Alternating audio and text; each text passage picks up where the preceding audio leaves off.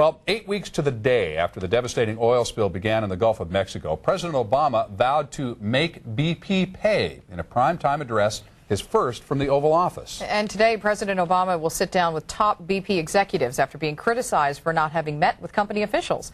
Nicole Collins has more from Washington. First, President Obama spoke to the nation about the crisis in the Gulf of Mexico, and today he speaks directly to BP oil executives. In his first Oval Office address to the nation since taking office, President Obama tackled the massive oil spill that continues to gush into the Gulf of Mexico. We will fight this spill with everything we've got for as long as it takes. We will make BP pay for the damage their company has caused. The president meets today with company officials. He says he will deliver this message about the claims process to the chairman of BP. He is to set aside whatever resources are required to compensate the workers and business owners who have been harmed as a result of his company's recklessness. And this fund will not be controlled by BP. The president's address comes after he spent 2 consecutive days surveying the Gulf Coast. During that time, Congress grilled other oil company executives on Capitol Hill about their disaster response plans that one lawmaker called cookie-cutter paper exercises. Lawmakers also laid into BP, accusing them of lowballing the amount of oil gushing into the Gulf to protect their bottom line. You got it completely wrong, either in order to limit your liability or out of incompetence. We have provided every bit of data and information we have to the Unified Command, to the government, to every scientist. We do not have the technology to measure that. The president said the leak could be 90% contained in the coming days and weeks. BP, meanwhile, issued a statement saying it shares the president's goal of shutting off the well and cleaning up the mess. In Washington, I'm Nicole Collins.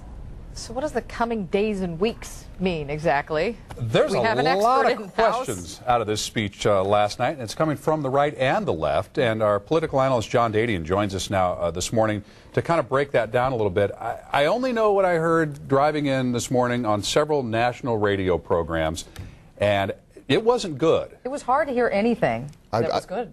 I channel surfed. I looked at all the TV, the radio, said I haven't heard one good report. He is getting ripped on this speech. My initial reaction was one of the worst speech I've ever heard. Looked terrible also. And then when I heard all the other commentators across the country, even his sometimes supporters, such as the Chris Matthews, Keith Olbermanns of the world, are just saying. Well, Linda, what did Olbermann say about the speech? We were both talking about it. Great quote. Yeah, from MSNBC. Everybody was just trashing it. He said, it was a great speech if you were on another planet for the last 57 days. Quote. And that's from Keith Olbermann. I think that sums it up. So break it down for me. First off, he says that this thing could be 90% contained in the... Where did he get that number? You know, a term they use going way back to the Kennedy administration because Kennedy recruited a lot of people from industry, so they call them the best and the brightest.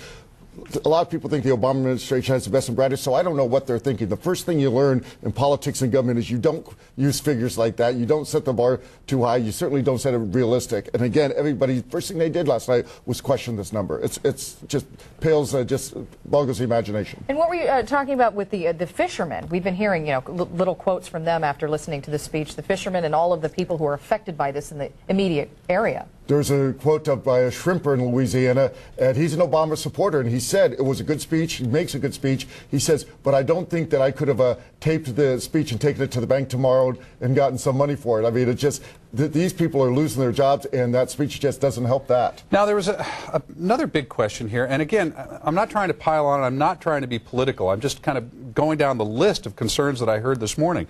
He gives this speech in the Oval Office. There's questions even about that. The speech, I think, was very bad as far as content, and that's the main thing that we're talking about. But just the imagery, just the delivery was even bad. And again, this is from somebody who's one of our most eloquent presidents, et cetera. The Oval Office should be for national tragedies, such as when Bush did it for 9/11 and those type of things. But after 9/11, the president was in the Oval Office that night addressing the nation. This is a 2-month-old, granted a tragedy, but 2 months old. And the administration hasn't offered any solutions, just blame. This should have been one of the normal, there's 3 main locations in the White House, should have been from the podium. It really is more or less like a wartime speech saying, this is something that we have to attack like a war, and that's how he should have done it. Behind the Oval Office speaking like this, it did not come across well at all. Well, all of these ratings are coming out, and what do you think about the direction of anger at BP versus the president? Well, actually, a very interesting statistic that I saw is that the polls are showing that the majority of Americans still support offshore oil drilling, which surprised me a little bit. So that hasn't gone down, but the anger is growing at BP. President, another great statistic is right now, President Bush, 2 months after Katrina, was at higher approval ratings than President Obama is right now after 58 days. And I think that's very telling. On the flip side, anything good? Have you heard? I mean, you hear the Democrats saying, the kind of the cookie cutter statement about in general terms. I really have thought all morning before I came on something good I could say. I can't think of anything. Another point that they made a huge mistake is what they tried to do is they tried to mix politics with a crisis speech. They put in there that he wants to call for an energy bill. So, of course, that's really just giving the Republicans, a silver platter. They're railing against that because he's trying to use politics for using a crisis for politics. It's terrible. All right. The quick answer, if you can. You're the consultant. You need to consult with the president right now and tell him how to at least fix public perception. What do you tell him to do? Get back down to Louisiana, camp down there, pull experts from all around, and don't leave until it's fixed. If you hit that 90%, God bless you, but we don't think you're going to do it. All right. John Dadian, thank you. The tough analysis from John Dadian. Thanks, John.